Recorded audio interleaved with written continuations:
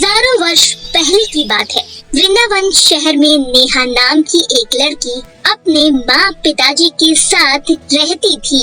वो दिखने में बहुत ज्यादा खूबसूरत थी, पर उसके सिर पर कम बाल होने की वजह से वो बहुत उदास रहा करती थी। नेहा पास ही के एक ब्यूटी पार्लर में काम किया करती थी। उसकी मालकिन उससे बहुत ही ज्यादा काम करवाती थी। ऐसे ही एक दिन जब नेहा अपने घर वापस आ रही थी, तभी रास्ते में उसे उसकी एक सहेली उसे रोकते हुए पूछती है, तुम तो कितने दिन बाद मुझसे मिल रही हो? क्या कर रही हो तुम आजकल? दिखाई ही नहीं देती।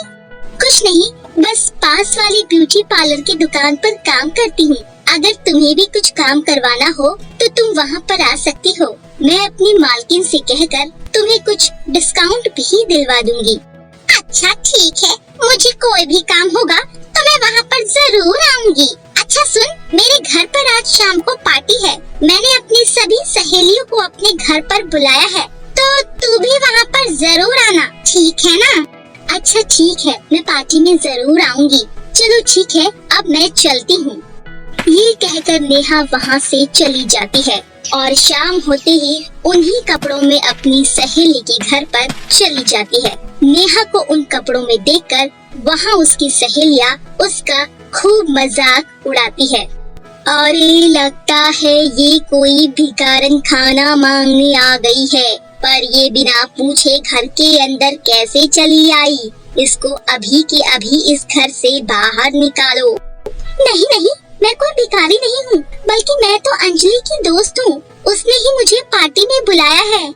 अंजलि, अगर तुम्हें इस पर इतनी ही दया आती है तो तू इसे कुछ पैसे ही दे देती, ताकि ये नए कपड़े पहनकर यहाँ आ जाती।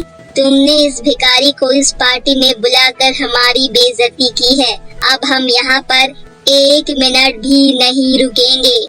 अपनी बेइज्जती होता देख नेहा को बहुत बुरा लगता है और वो वहाँ से चली जाती है। इसी तरह कुछ और दिन बीत जाती है। फिर एक दिन नेहा अपनी मालकिन से कहती है, मालकिन, मेरे बाल बहुत झड़ रहे हैं। पार्लर में मुझे इस तरह से देखकर कस्टमर भी हैरान हो जाते हैं और वो यहाँ आना बिल्कुल पसंद नहीं करते। मालकिन, क्या आप अपनी किसी क्रीम से मेरे बालों को ठीक कर सकती हैं? अरे ये तू क्या बोल रही है? तुझे मालूम भी है कि इस क्रीम में कितना पैसा लगता है? तेरी औकात ही नहीं है ये खरीदने की। चल जा यहाँ से और अपना काम कर। इतना कहकर मालकिन वहाँ से चली जाती है। ऐसे ही कई दिन बीतने के बाद धीरे धीरे नेहा के सर के सारे बाल गिर जाते हैं। अरे नहीं, मैं इस तरह बाहर नहीं जा सकती हूँ, वरना लोग मेरा मजाक उड़ाएंगे और अगर मैं घर पर इसी तरह बैठी रही तो मालकिन मुझे काम से निकाल देगी। अब मैं क्या करूँ?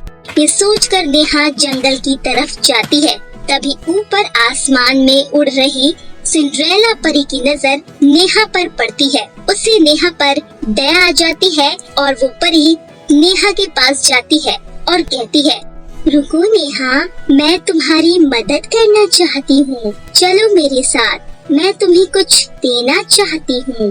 ये कहकर सिंड्रेला परी नेहा को अपने परी लोक के अंदर ले जाती है, जहाँ पर एक बड़ा सा बालों का पेड़ था, जिस पर तरह तरह के बाल उगे हुए थे।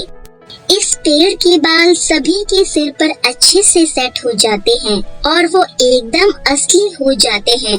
तुम इस पेड़ से एक बाल तोड़ सकती हो और उसे अपने सिर पर लगा सकती हो। इसके बाद ये बाल तुम्हारे सिर पर सेट हो जाएंगे और एकदम असली लगेंगे। और हाँ, ये बाल कोई मामूली बाल नहीं है। इस बाल में तुम कुछ भी मांग सकती हो। ये तुम्हारी हमेशा मदद करेगा। नेहा परी की बात सुनकर बहुत ही ज्यादा खुश होती है और वो जल्दी पेड़ से बाहर ले लेती है और नेहा उन बालों को अपने सर पर लगा लेती है। बालों को सर पर लगाते ही नेहा बहुत ही ज्यादा खूबसूरत हो जाती है और अपने आप को इतना खूबसूरत देखकर नेहा बहुत ही ज्यादा खुश हो जाती है और वो खुशी से झूम उठती है। आपका बहुत ही शुक्रिया परी जी, आपने मेरी मदद की। आपका ये एहसान मैं कभी नहीं भूल पाऊंगी। आज आपने मेरी मदद करके मुझ पर बहुत बड़ा एहसान किया है। कोई बात नहीं बेटा, ये तो मेरा फर्ज था। अब तुम अपने घर खुशी खुशी जाओ। सिंड्रेला परी नेहा को अपने जादू से उसके घर पहुंचा देती है और उस जादुई बाल की मदद से नेहा अपना एक खुद का ब्यूटी पार्लर खोल लेती है और उस दिन के बाद से नेहा का ब्यूटी पार्लर बहुत अच्छे से चलने लगता है और कुछ ही दिनों में नेहा खूब अमीर हो जाती है और अपना जीवन हंसी खुशी बिताने लगती है।